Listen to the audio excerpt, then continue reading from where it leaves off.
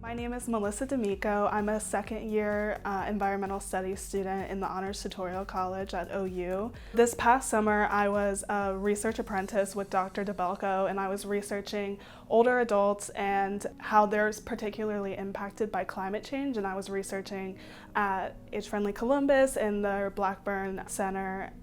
I started working and taking classes in environmental justice, and I was really interested in the fact that climate was going to impact certain community groups and certain groups more than it was going to impact the other groups.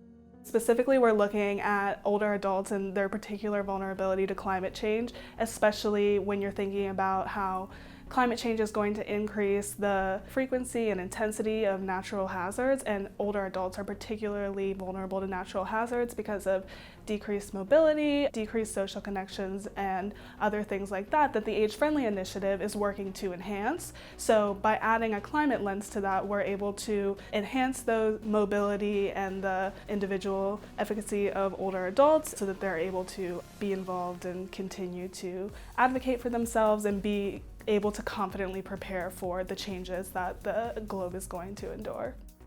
Particularly when I was working with that research, it was really surprising because there was a lot of research about the vulnerability of older adults, and a lot of the climate research was citing them as vulnerable, but there weren't many tailored mitigation efforts, especially considering the aging population. You're kind of wondering, like, how can we allow this population to continue to prosper and grow and work in this society. And so one thing that I looked at was I made an emergency preparedness tool essentially for older adults, specifically in Franklin County, and I sought to mitigate their risk in two different ways essentially. So half of the tool was information about the hazards that are going to be more frequent and more intense in Franklin County, like flooding and heat events. And then I provided information about their specific vulnerability as older adults for them to be able to feel like they really understand what is going to happen and how their world is going to change and how they as older adults can prepare for that. Gray-Green Alliance, the name is twofold. So gray referring to older adults and green referring to environment and that collaboration, but then also gray referring to OSU's Scarlet and Gray, and then green referring to OU's green. And so it's a collaboration between Ohio State University's College of Social Work, which houses their age-friendly Franklin County initiative, and then Ohio University and the green initiatives that we have going on here.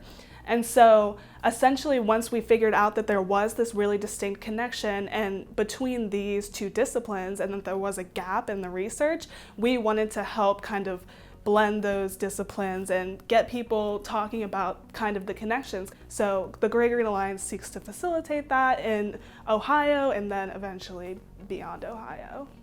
We'll be able to transform their infrastructure and transform transportation in a way that's accessible for older adults, but then also green and better for the environment, and will provide a collaborative approach in the sense that we're not doing these things individually and not talking to each other.